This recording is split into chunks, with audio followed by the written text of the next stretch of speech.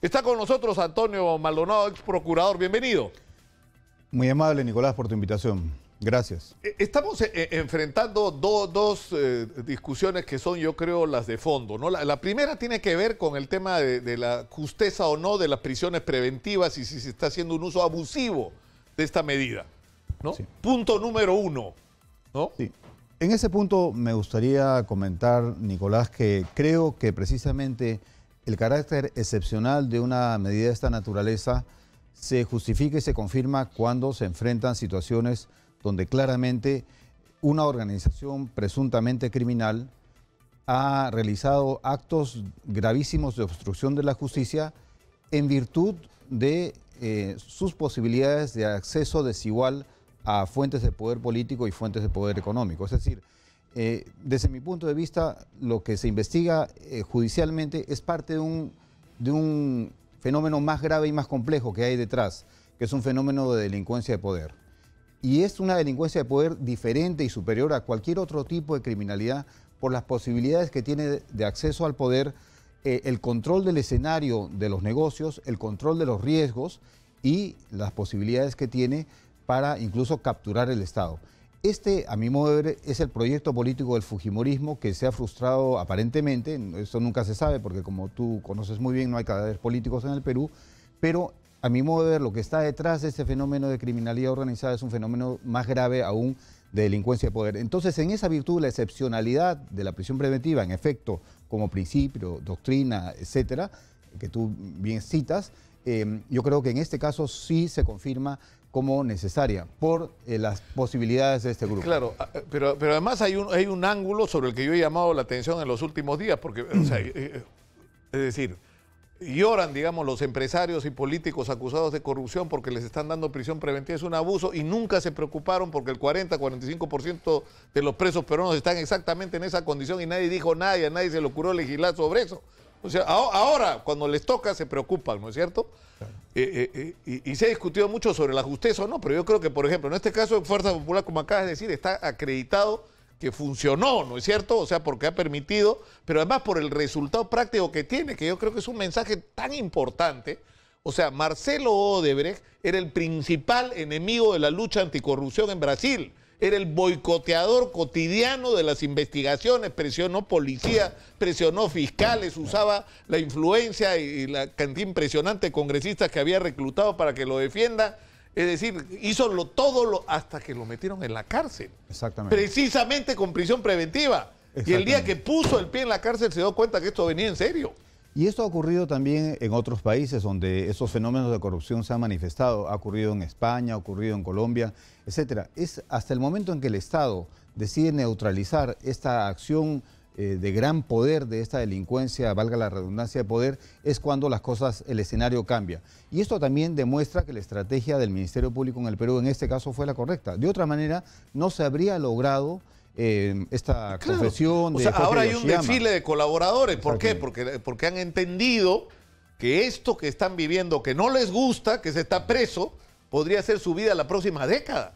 Porque en promedio esta gente podría ir a la cárcel 10, 12 años. ¿No? Exacto.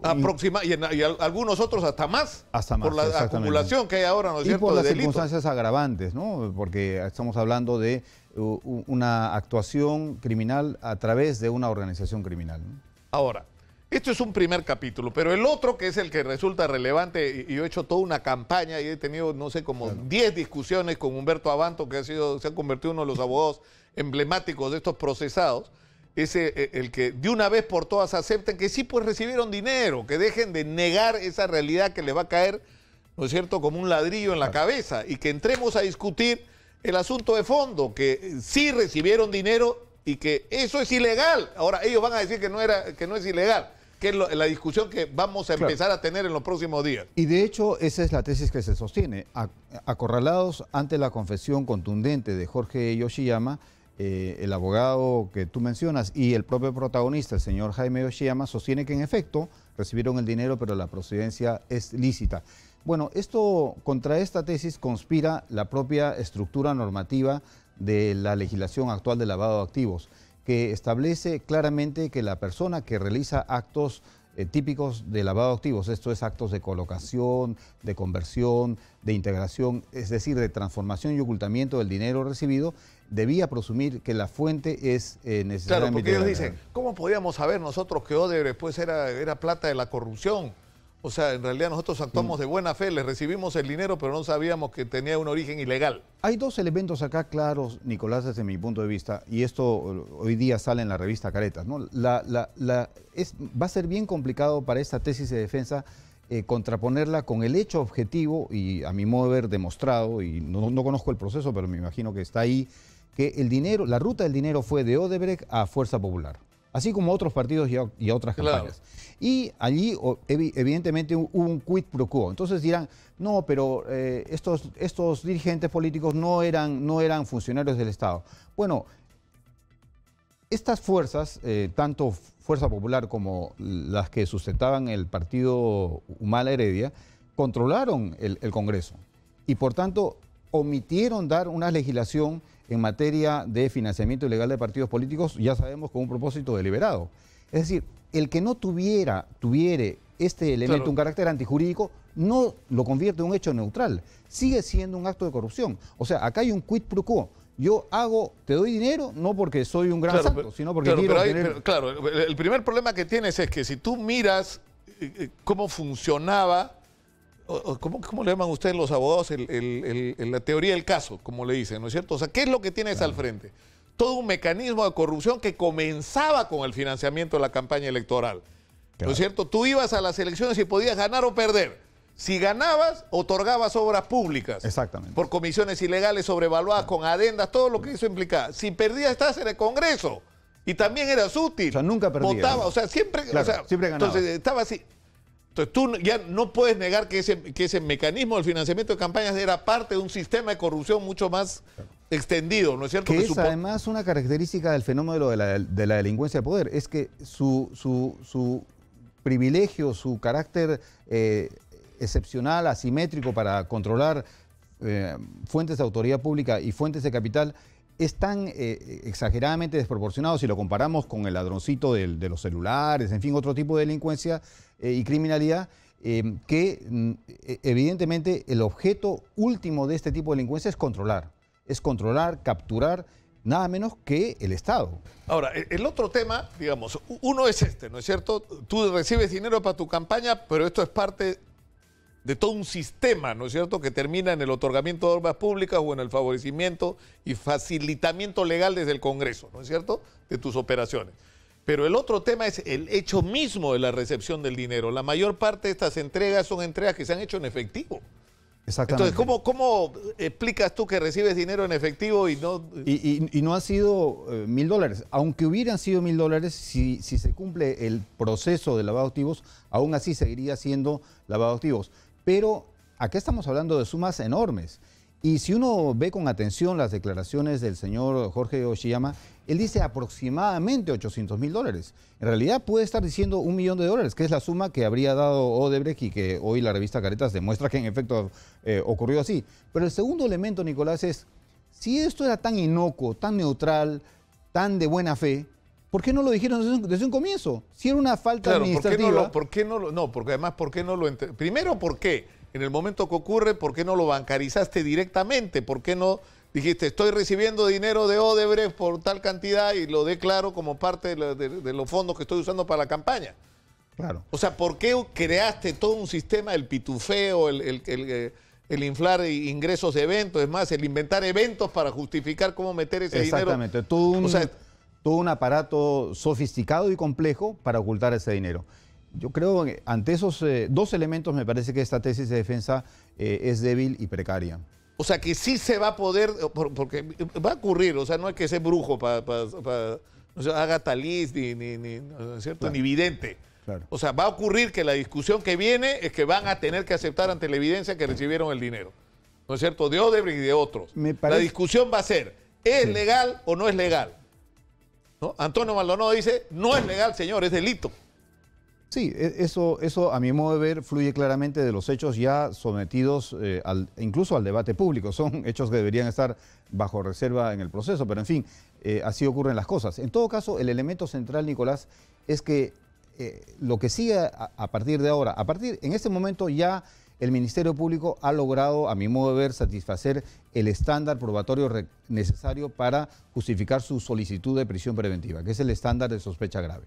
Lo que sigue en adelante es un desafío aún más delicado, que es el de generar elementos de convicción para que el Poder Judicial pueda, según la tesis del Ministerio Público, condenar a los imputados. Y para eso tiene que demostrar 3 elementos. El primer elemento es que, en efecto, estos hechos del dinero, etcétera, provienen de una actividad criminal previa e idónea. Esto no puede presumirse, tiene que ser claramente demostrado. El segundo elemento es que hubo, en efecto, elementos propios, hechos propios del proceso del ITER de lavado de activos, con actos de conversión, actos de ocultamiento, claro, actos de transferencia, integración, etc. Y el tercer elemento es que de parte de los protagonistas hubo dolo, o sea, ese dolo puede ser directo o puede ser un dolo conforme lo establece el artículo 10º de la ley vigente de lavado de activos, un dolo eventual. Es decir, debieron presumir, de acuerdo a su conciencia y su razón, claro, que esto era de origen ilícito.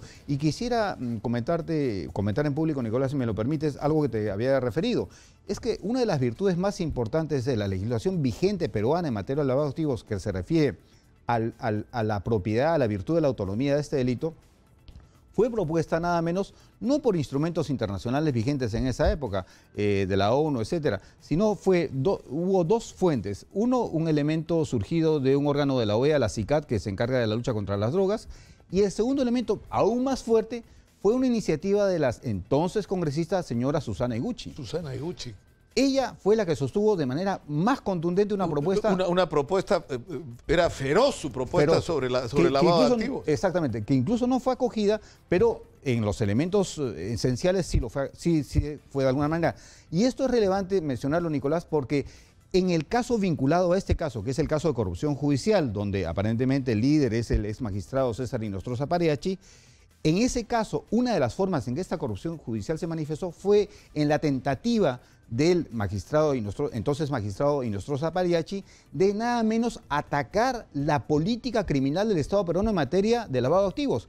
Y esto, los que estamos en el foro sabemos que fue una iniciativa de un conjunto de estudios de abogados que hasta el día de hoy no son objeto de investigación por parte del Colegio de Abogados. Eso es una cosa que no se entiende, ¿no? O sea, ¿cómo es posible que haya habido, según lo ha declarado Fernán Altuve, que en algún momento fue el abogado de la colaboración, el abogado que propone la colaboración de Odebrecht, ¿no es cierto?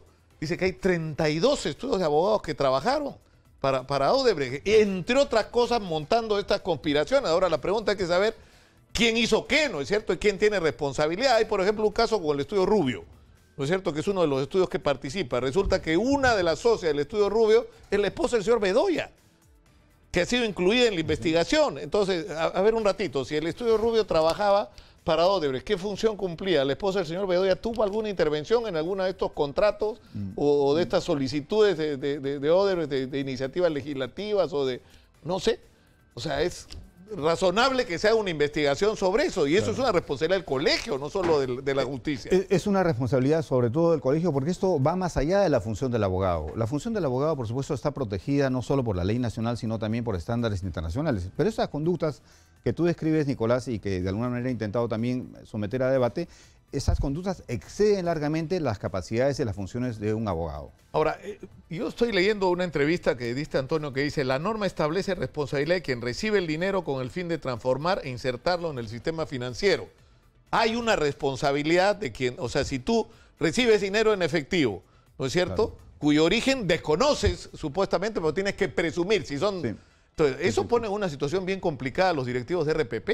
O sea, ¿cómo recibes $210.000 en efectivo y de ahí lo bancarizas? O sea, sí, ¿eso te pone en un problema o no? No, me parece que no solo ponen un problema a quienes hubieran incurrido en este tipo de conducta, sino que establece un deber de parte del Ministerio Público de hacer una investigación rigurosa y exhaustiva de todos los implicados en un caso de esta naturaleza, un caso muy complejo y que debiera ser ejemplificador a los efectos de que en el futuro no se vuelva a repetir. Por tanto, me parece que allí hay un deber fundamental del Ministerio Público, que está honrando hoy el fiscal José Domingo Pérez, pero en lo solitario. Yo no veo que esta sea una política porque ni siquiera te tomas el trabajo, o sea, digamos, tú recibes dinero de Odebrecht, lo pitufeas, ¿no es cierto? Lo incorporas legalmente a la campaña y a partir de incorporarlo legalmente desde cuentas bancarias pagas una serie de obligaciones de la campaña. Acá ni siquiera se tomaron el cuidado.